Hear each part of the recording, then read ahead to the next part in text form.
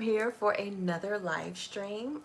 Today we're going to be talking about writing. We're going to be talking about writing. I'm always talking about, about TV shows and films and basically giving my critique on the script. So I'm going to talk about how to take your idea and turn it into a sci-fi or fantasy concept for either a TV show or a feature. Now I want to make sure, I always have to make sure everything is going good. Okay, everything is going good. All right. So, so as some of you may know, okay, sorry, just had to double check. As some of you may know, I went to film school. I actually concentrated in producing and took classes in writing and directing. And, even once I got my degree, I continued to I continued my education, like taking a continuation education courses, workshops, things like that, always looking to improve my writing. And years ago, I first saw Inception. And I was in the midst of writing a sci-fi, like my very first sci-fi feature script. And when I saw it, mind was blown. And I had thought to myself, I could have never come up with that idea. I could have never come up with that concept because I felt like, I had all these years of education and learning about rules and structure. And I got so bogged down in rules and structure that it didn't help me. It didn't help. It like kind of bound my imagination. It kept my imagination from flying free and being able to come up with these very, imaginative and just original concepts. So I decided, okay, we're gonna unlearn everything that has kept my imagination bound and just try to, figure out how to get me back to where I felt like I should be. So basically what I started doing was reading a bunch of sci-fi novels, short stories, and I came to this realization after reading all of those, because even though I was trying to write a screenplay, I read books and short stories just to get to the heart of a good story. And the thing I noticed about sci-fi is, yes, the story uses sci-fi to tell a story, but at the heart of each story is a very human story. And one story I found sounded very familiar when I read it. I think it was a short story. It's called Call Me Joe. And basically, they were on Jupiter building a village. And there was a human there who was building the village through an alien avatar. Um, and the human was crippled. He couldn't walk, but through his avatar, he could walk. And, he was building the village, working with the other aliens, blah, blah, blah, blah, blah. And eventually, by the end of the story, his consciousness left his crippled body and was entered into his avatar permanently. So he was no longer a human. He was now this alien. And I was like, this sounds just like James Cameron Avatar. So I don't know if he was inspired by this story. The story was, I think, in the public domain. So it's not like he took it without having the rights. It was public domain by that time. But yeah, but basically, yes, he was building this village on Jupiter, but it was about, him as a person and being crippled and having the freedom to move around within this avatar. So it was a very human element to that story. Okay, so when coming up with your idea, hi, you're the best streamer. Oh, thank you so much. I don't even stream as much as I used to. Thank you so much. So basically, when you're coming up with your concept, you shouldn't start with the science or the fantasy. It always, you got to start with your with the idea, with like, you know, what's the heart of your story? What is your story trying to say? Um, you know, what are you trying to tell? What are you trying to say? And what is the best way to tell that story? And is it through science or is it through fantasy? So now, I wrote and directed this short film called Seven. It's on the channel under short films. It's like the very last film I did. And basically it was about grief and the stages of grief and how you interact with it. And I used alchemy to tell that story. And basically it was perfect because it was about the husband running away from his grief and not wanting to confront it and trying to, you know, keep it from being necessary. So using alchemy to try to save his ailing wife. Hi, I can't see the name. Okay, I can't pronounce your name.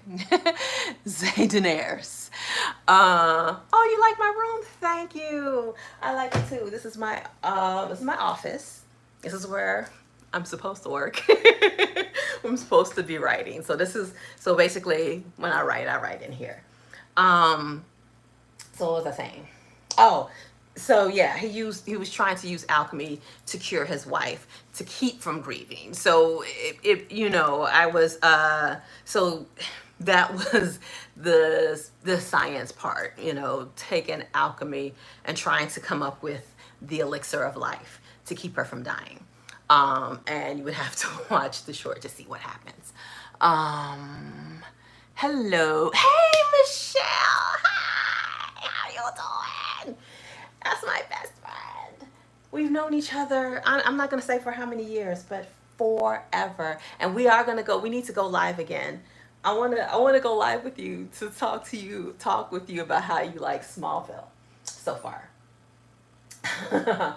um, so, okay. So how do you know what's best for your story? My advice is to go with what would give you the best visual story. Okay, so I did this video a while back on said I like Baby Yoda. Yes, I like Baby Yoda too. I want a Baby Groot. I've been trying to find a Baby Groot because I want a Baby Groot, and I actually have like a 3D print file of a Baby Groot, but the 3D printer I have just won't let me be great. I need to get another one. I want to get a y'all got I get on tangents so easily, but I want to get another one that does resin instead of filament. One day I'll have a Baby Groot. But anyway, I'm obsessed with it. Yay. We have to talk about it. Okay, so there was a sci-fi rom-com called Timer. It wasn't very popular. I've seen it on Netflix and now I can't find it anywhere. But I did a video on it a while back.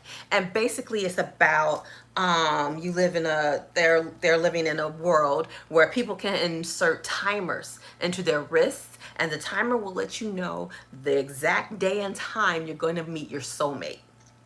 So that, you know, that was basically about the science in that was about, you know, time and waiting, and it was about love, but it was really like people wanted a solution to knowing if they were with the right person, and this company came along and gave them a logical solution. You know, like, okay, we're gonna let you know when you're gonna meet the person you're meant to be with for the rest of your life. And it's a guarantee that, you know, in real life, you just do not get. So, of course, everybody and their mama got timers, but not like the whole world. I would say a majority of this world has timers. And it gets to the point where I think you can legally get a timer in when you're 13 or 14 years old. So like, you know, they have little timer parties. Oh, you know, little Jimmy's about to get his timer inserted. Let's see what happens. But yeah, so the movie brings up a lot of questions about love and fate and waiting for the one. There's even a dream sequence where the main character is watching a pot, waiting for it to boil, you know, like the whole watch pot doesn't boil metaphor. And in her pot is an egg because also her biological clock is ticking. But it's not until she decides to stop obsessing over waiting and trying to find the one and moves on with her life that she actually meets her soulmate. So it's like, so like I said, it's not necessarily about love, but it's about the waiting and the time you spend trying to find the right person. And that's why it was great as a sci-fi. Um, okay, sorry. So,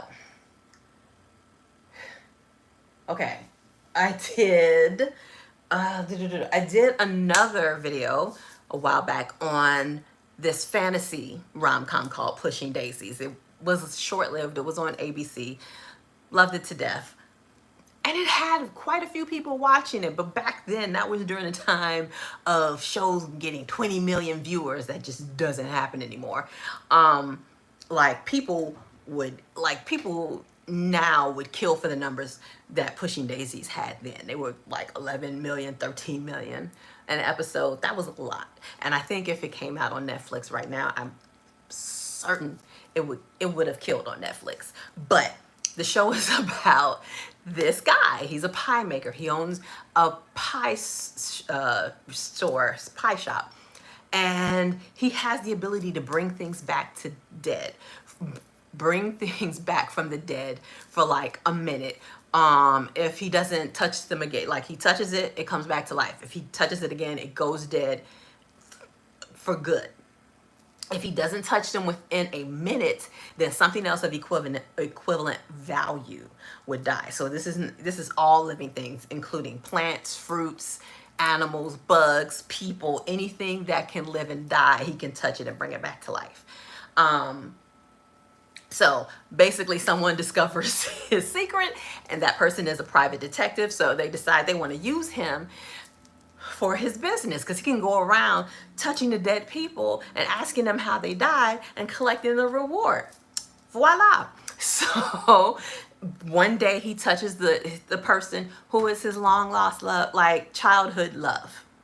And he hesitates touching her again when the minute is over, and boom, somebody else dies in her place. So now she's, you know, alive, and he might as well keep her alive because somebody else died for her. And they have a romantic relationship, but because if he touches her again, she's going to die again for good. Now they can never touch. So it's a very sort of whimsical like show. It has a very fairy tale feel, and it also has a very 50s feel. Like if you see the main love interest, the woman, all of her clothes are very 50s, very in the style of the 50s. His pie shop looks like a 50s style diner. So it's this whole whimsical thing.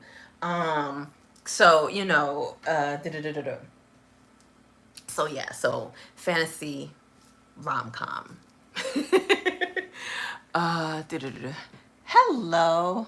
Oh, the Lee Pace show. Yes. Love that. I've been watching that too lately. Yes. Pushing Daisies is my show. I love it. I love it so much.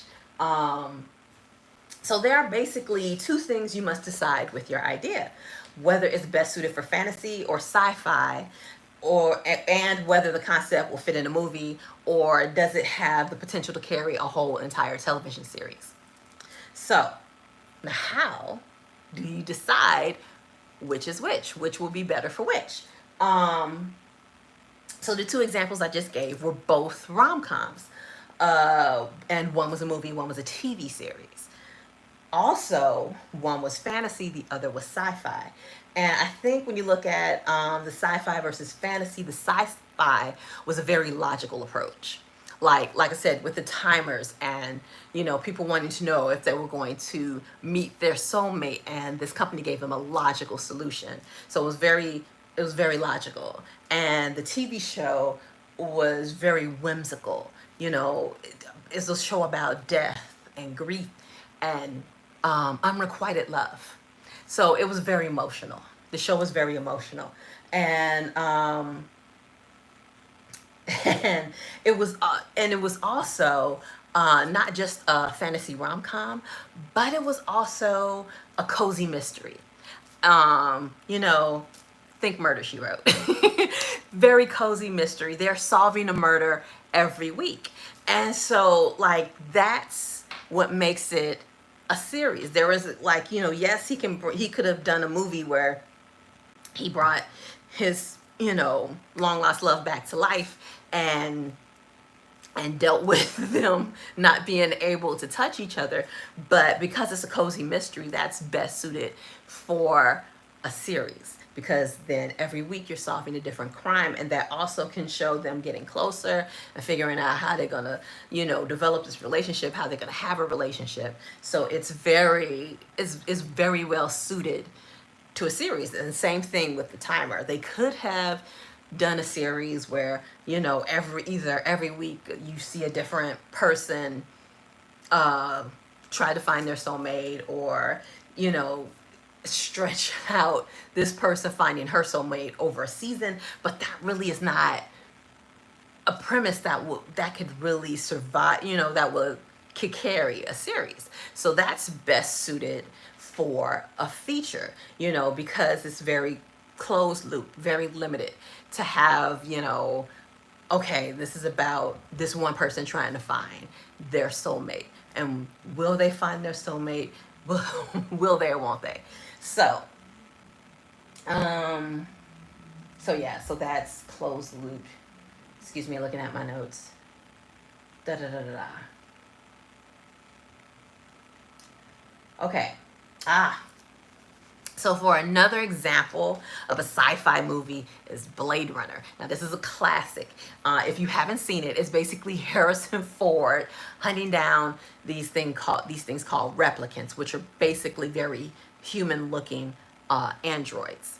And because they were so very human looking, like if they were to mix into human society, you wouldn't know who they were. So if you had to try to figure out if somebody was a replicant, he had a very specific interrogation that he had to do with these replicants, and he could figure out by the questions, the way they answered the questions, whether or not they were a real person or whether they were a replicant.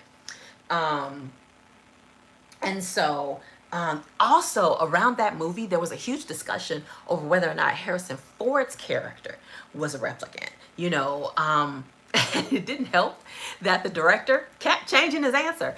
Sometimes he would say yes, sometimes he would say no, depending on the way the wind blows, I guess.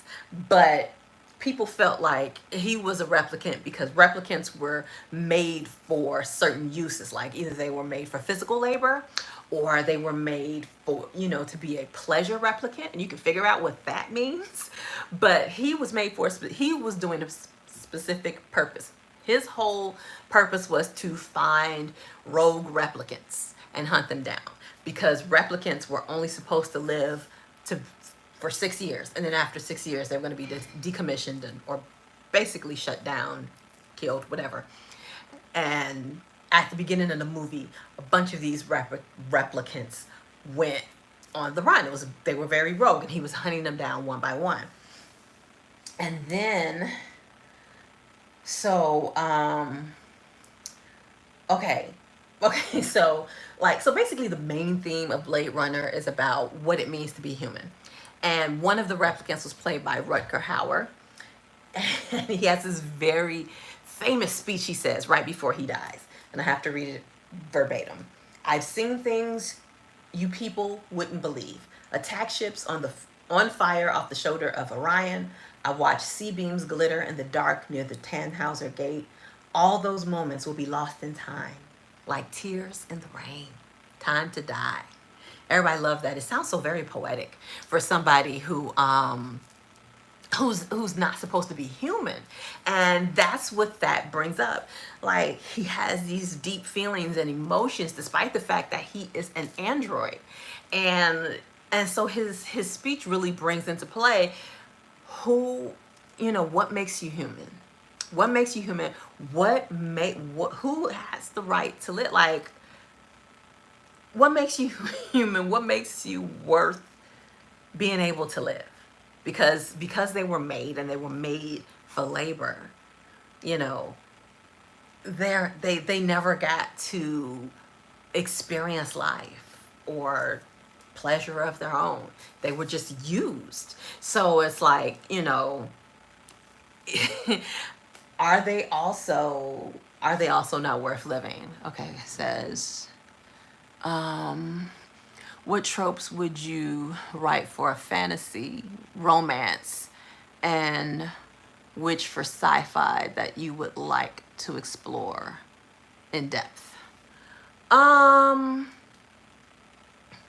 which tropes would I like to write for fantasy and well, I mean, I guess I have to think about, I really don't think in terms of tropes. Like, tropes are going to happen. Tropes are going to happen in whatever I write. What I usually think about is, what story do I want to tell? So I don't say, okay, well, I want to write, like, say, for romance, second chance romance, or, enemies to lovers, or friends to lovers, things like that. I don't usually think in tropes. I think in, like, what is it I'm trying to say? So, like, I do have like, if you can see right here, that's my fantasy novel. It's called The Fairy Princess. And when I wrote that, I was thinking a lot about, because, like, the main character is this little black girl on the south side of Chicago, and I wanted to make the book about her discovering and owning her power. And, so I'm pretty sure there are tropes in that book. I haven't sat down and thought about it, but it's about her coming out of her shell and feeling comfortable with who she is. Her character's like 11, 12. She's 11. She has a 12th birthday in there. So, that. And then, like I said, with the sci-fi short I did, that was basically about a man having to deal with his grief and what he does to avoid it. So it's like, yeah, tropes happen, but I don't think in tropes. I don't think about what tropes I want to write. I think about what I want to say, and how does that, like, the owning your power, and, like, that's a very emotional thing. So that's fantasy. And then him trying to avoid his wife dying. So he does some very, he tries to come up with something very logical to keep her from dying. So sci-fi. Let's see. Hey, hey. Oh, how are you? Go back. Okay. So, doo-doo-doo-doo. Let's see. Bam.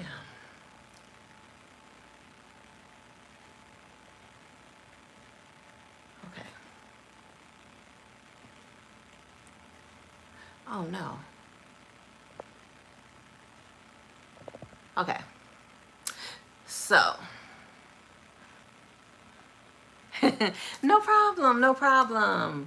All right. Okay. So, what was I saying? Okay, so I was talking about the replicants. And Rutger Hauer's speech brings up the concept of life and who gets to live. Um, doo-doo-doo-doo. The question of Harrison Ford being a replicant comes from him being used to. Okay, so he was used for that purpose and not much else. Side note, Blade Runner was based off of a book, off of a novel. Do Androids Dream of Electric Sheep? And I tried to watch it because, I always, if I see a movie is based off of a book, I'm gonna watch it. And I tried, but the book is very different from the movie, plot wise, tone wise, completely different. So I just couldn't. I like the movie better, so I couldn't finish reading the book. Um, Okay, so back to Blade Runner, the idea of what it means to be human naturally feels like a subject for sci-fi because it naturally brings up biological questions. Um, Science is best to explore that subject, what it means to be human. I guess you could do fantasy, but I feel like that's better served as sci-fi. Okay, so let's talk about the fantasy movie everybody's been talking about this year, Sinners. Um, yes, I have not done a video on it yet, and I need to watch it again, but we're not going to go into an in-depth analysis of Sinners and all of the meanings and Easter eggs and everything, that's in that fabulous movie. Let's just look at the overall thing. So, the movie's excellent, but it has a very simple thing. Be careful of what you invite into your life, which, feels very on the nose because of vampires and you have to invite them in. The preacher father warned his son that his gift can invite the devil into his life, and it literally did. Like, he was playing that song, and because they heard him, they were drawn to them in their little barn or whatever that was. Okay. But they're also the twins, played by Michael B. Jordan. They were constantly inviting trouble into their lives, from stealing, stealing from the mob, buying from the Klan. Like, everything they did was inviting trouble into their life, and they just couldn't stop. Nothing they did, they just couldn't stop. Being so desperate for cash, one of them actually was contemplating inviting the vampire in. Just, but they didn't know, he didn't know he was a vampire. But the fact of the matter is, you have to be careful of your decisions because of the consequences that can come from the decisions you make. And the one who was desperate for cash and wanted to bring that vampire in ends up eventually becoming a vampire. So, consequences. Actions have consequences. They were running on luck, and his luck ran out. So yeah. So the vampires was used to visualize many things, but mainly be careful of what you invite into your life. And you have no idea what you're inviting in, what the consequences of what you invite in may be. And yes, the twin who became a vampire, now he's this immortal being, but at the same time, he was separated forever from his beloved twin and everyone else he knew and loved. So yes, he was immortal, he lived forever, but he was also almost exiled from his life, from any life he ever lived. He had to completely start over because he was now a vampire. So yeah, so that, so you can see the logic in Blade Runner, because it took a lot of logic to figure out who was a replicant and who was a real person. Like, there was no machine. Like, although you would think this is the future, and they should have a machine that he could just hook them up to, and the machine says replicant. There was no machine, because one of the things you see in the movie is how they were made. Each part of the replicant was made by a different scientist, and they showed the scientist who all he did was focus on eyes. He made their eyes, and so it wasn't just like they were made in a factory. Like, they were made with scientists who focused on making their part as realistic as possible for a thing that's only going to live for 6 years. But that's how it went. So, but Harrison Ford's character, I think his name was Deckard, he had to use logic to figure out who's real and who's replicant. So Blade Runner, very logical, uses logic to weed out the replicants. And then you have Sinners, very emotional, because a main a main thing in this film was music, and the music inspired emotions in people. So it was very emotional. So fantasy. So sci-fi, logic, fantasy, emotional.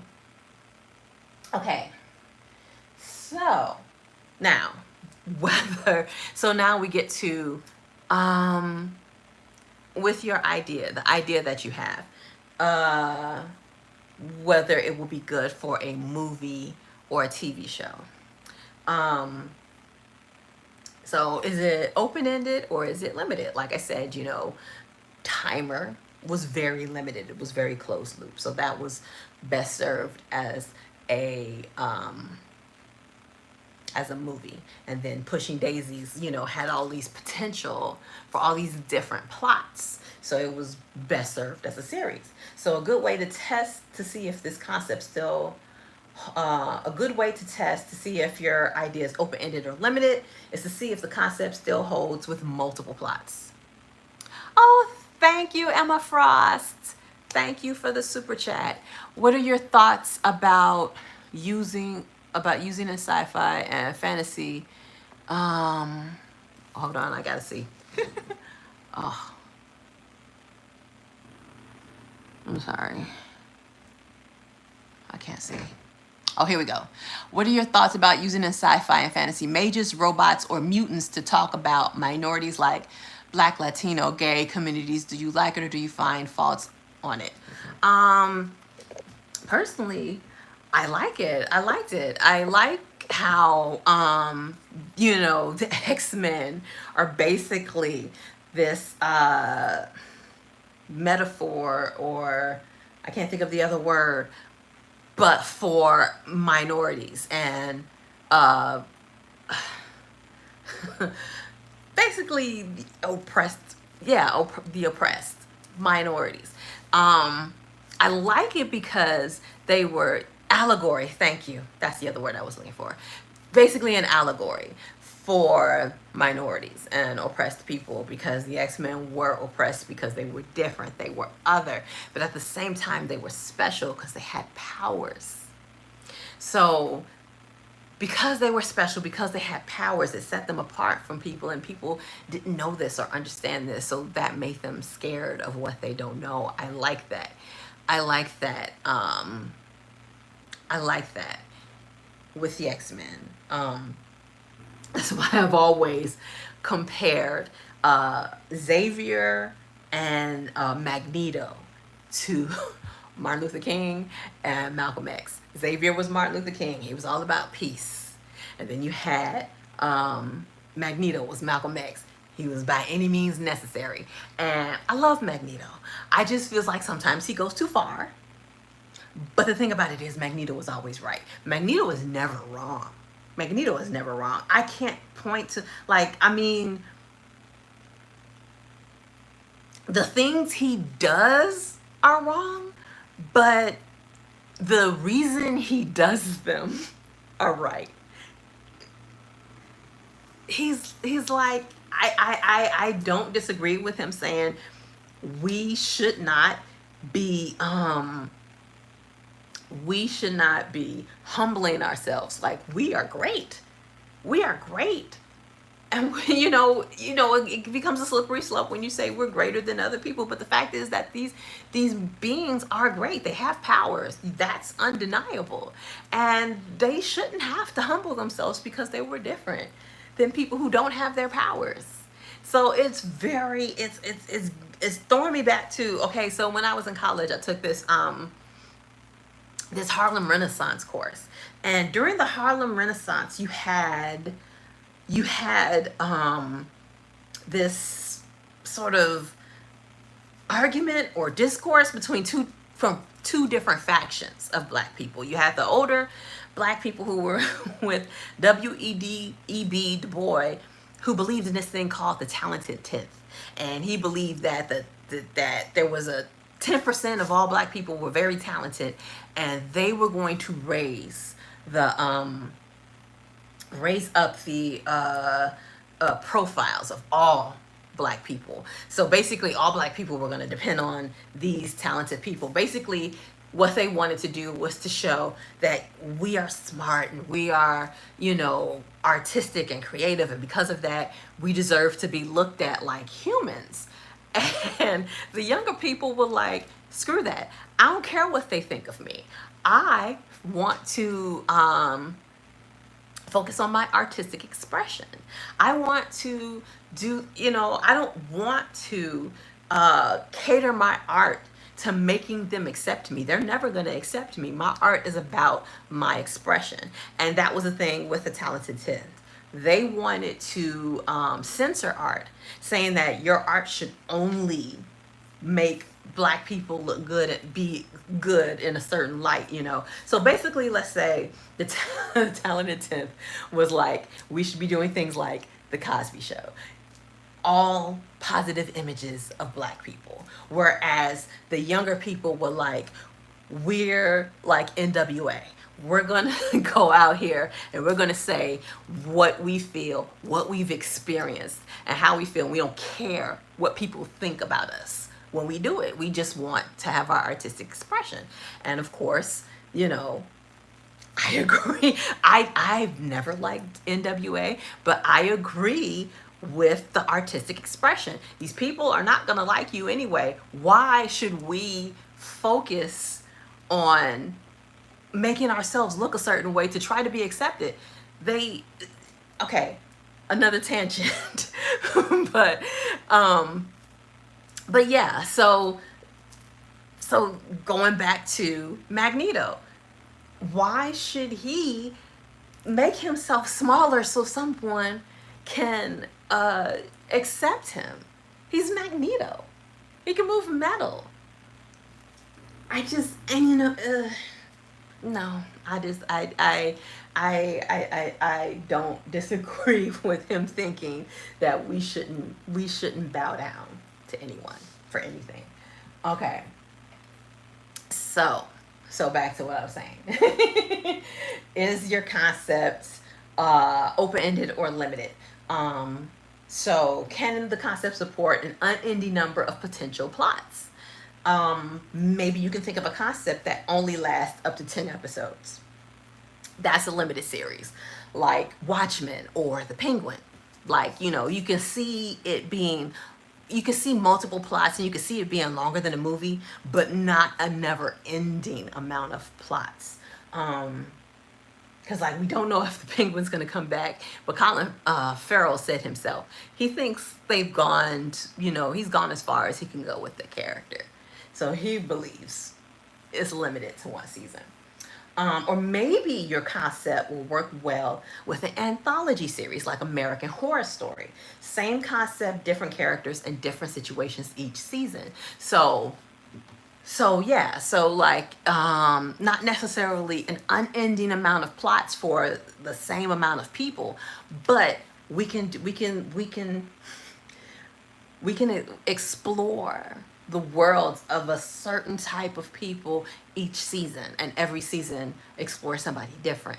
That's also a valid series, but you got to think about what works best with your series. But if your idea does not support a multiple number of plots, then it is limited and best served as a movie. So yes, movies do have sequels and prequels, but that's capitalism. That's not about that's not about ideas. Okay. And is your concept best visualized through science or fantasy? So now you need to think about, is there an inherent logic that will lend itself to science, like Blade Runner? Thinking about the concept of Blade Runner. What does it mean to be human? So that logic, you deal with, okay, you want to compare humans to androids. And then you want to have these androids be so human-like, you have to go through this whole entire test. So it's like the androids are scientific, but the test itself is also scientific, because it's like it's sitting there and it's asking you questions, and your answers, like somebody say, with some tests there are no right or wrong answers. The way you answer them can show whether or not you are an android. Because I think one of the main questions was about asking about dreams. Because I think androids, I think, I think androids can't dream, which goes back to the novel. It was adapted from Do Androids Dream of Electric Sheep? Um, so if your idea doesn't support, oh wait, no, I already did that. Okay, is there inherent logic? Da da da da. Or is it more emotional, like Sinners? Is it is it about, okay? So with Sinners, is it about, like, I feel like the main, like I said, the main through line of Sinners is all these people making all of these decisions for their life. You know, the twins, how they wanted to live their lives, and the little cousin, I can't remember his name, how he wanted to live his life. Was he going to give everything up and, live life the way his father wanted to, or was he going to live life the way he wanted to? So it's very emotional. Sinners was very emotional. Even their backstories, of them having to deal with their father, and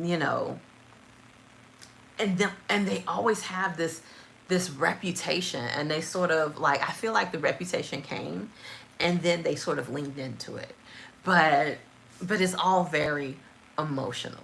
So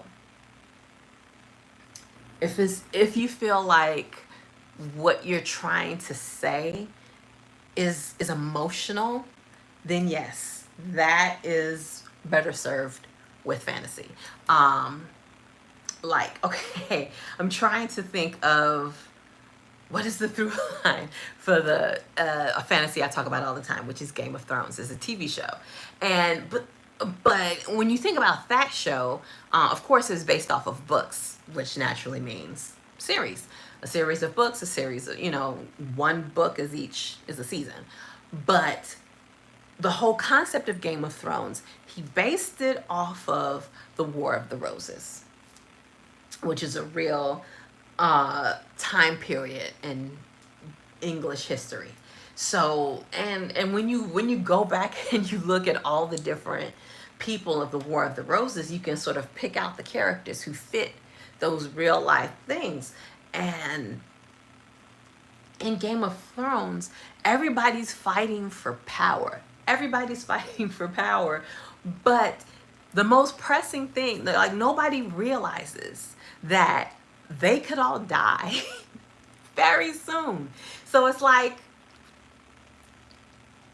at the forefront is a fight for power, but the underlying thing is there is going to, like, their whole world can be ended, once winter comes. Like, winter is coming. That's not just, that's a saying that the main family has, because, you have to be prepared for anything. You have to be prepared for these long ass winters that last years. So, but you also have to be prepared. You have to know that, yes, you may be doing well now, but anything can happen to turn that upside down. And that's what the long night is about. The long night is about winter coming in and snatching them all right up. Of course, they dealt with the long winter and went right back to fighting for power. But throughout the season, up until the long winter, it was really about this upcoming winter and the Night King and what he was going to do to them. And only one person knew. It was like, Jon Snow was like the Noah's Ark of Westeros. He was the only one who knew what was coming, and nobody was listening to him until it came. So that was emotional. And the Tudor dynasty as well. The Tudor dynasty happened right after the War of the Roses. The Tudor dynasty sort of brought in, the War of the Roses brought in the Tudor dynasty, because they ended that war. Because yes, although he's not, like, they pretty much made, like, they were like, Tyrion was like Richard III, and then Richard III was sort of brought up by, was sort of taken out by the Tudor, so that, you know, so it's not an exact match because Tyrion was never king. Um, but yeah, Robert could have been Edward IV, or he could have been Henry VII.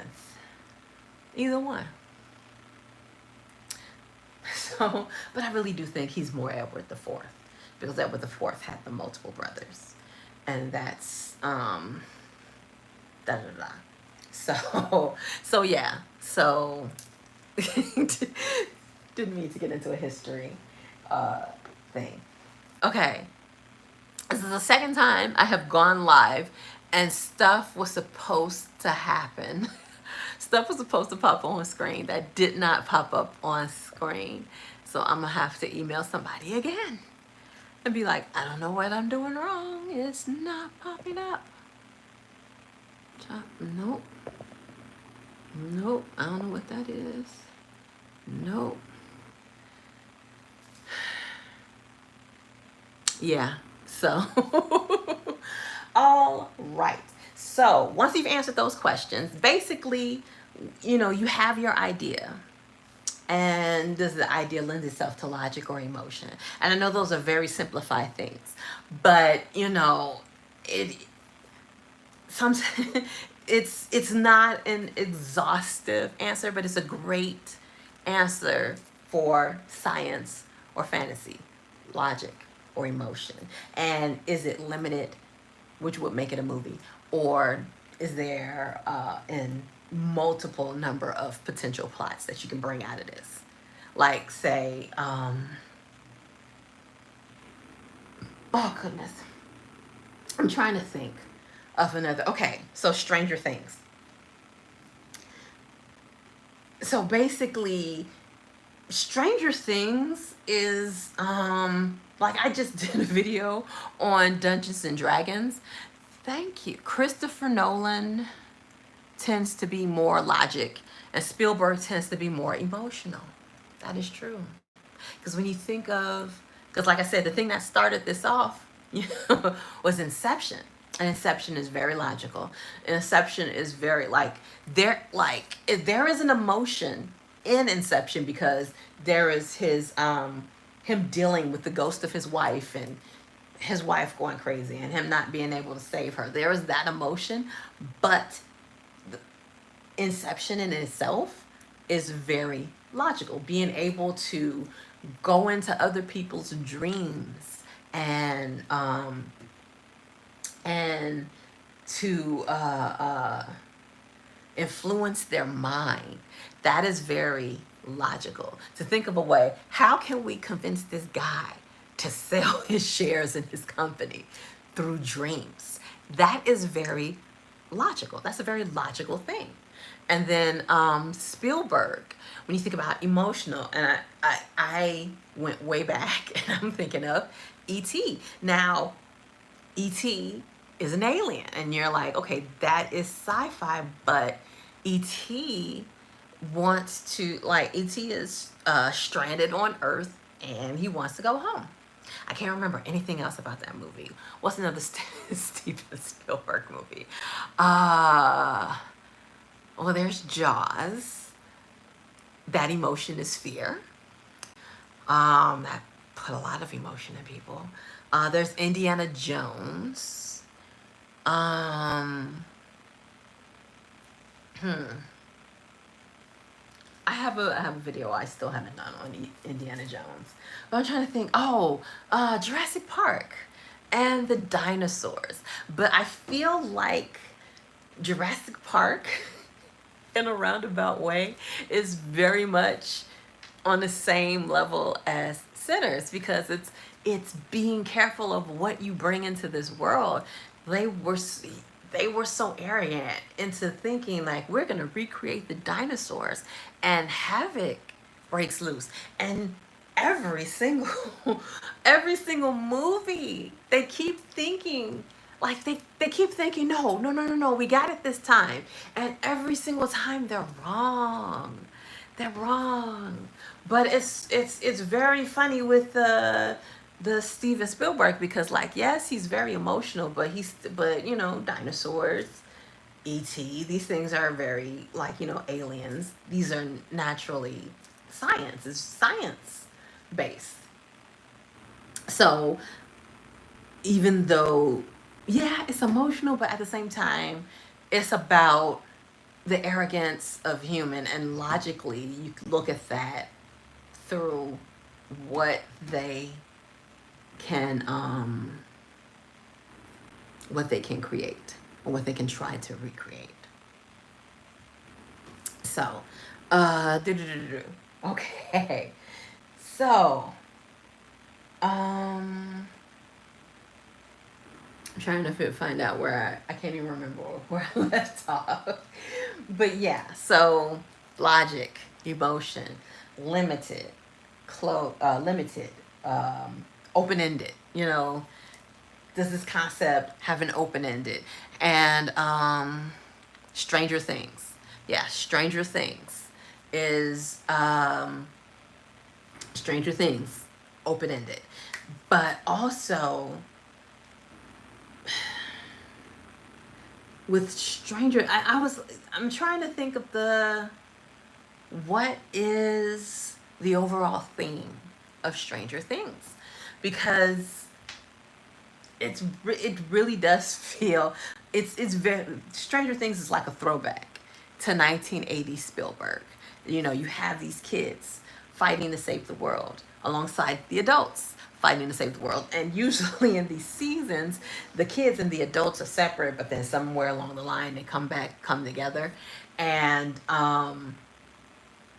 it is very emotional, um and it's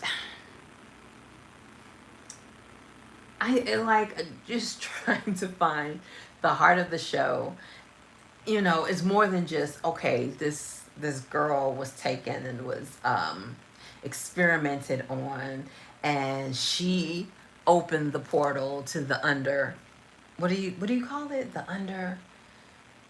The upside down.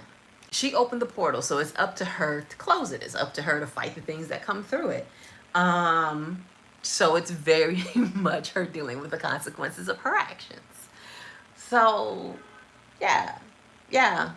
Um, like once you have answered those questions about whether or not your idea is best served with science or fantasy, or whether it's a feature or a pilot, then you are ready to start writing the script. And if you want to take your series concept to a TV pilot, well, I have the workshop for you. I am doing a how to build a killer sci-fi fantasy TV pilot workshop August 13th at 6 p.m. CST. Link for it is in my description. So if you want to go further than just creating a concept, I can help you take your concept to a TV pilot script. And I'm also probably going to do another one that's based off of features. So this one is about science and fantasy TV pilot. And I do want to do one on features. So like if you have a feature idea and you want to do features, then we can do features. But yeah, and in that we're going to be in the workshop, we're going to be looking at Stranger Things and The Witcher, Lovecraft Country, and Game of Thrones. So I tried to find, you know, some very specific sci-fi, but like I don't watch any of the Star Treks, the new Star Treks, so I couldn't. So you know, couldn't find one that was very specific to sci-fi. But we're still gonna handle, like, if you have a sci-fi concept, we're still gonna deal with how to flesh out your sci-fi concept into a fully formed TV or a TV pilot script. So that is all for today. I still didn't have things pop up on the screen like they were supposed to. But hello, how are you? And so I'm you'll be able to see this on the replay. And I think that is it. That is all for today. But again, Um, I also, come back, look at my other videos. I like a lot of the stuff that I've talked about, like a lot of the shows, I've done videos on those shows, so you can always come back. There's like a Game of Thrones playlist of videos. Oh, big hug to you, Emma Frost. Thank you. Hasta luego. All right. Okay, so thanks for coming out. I shall see you later. Goodbye.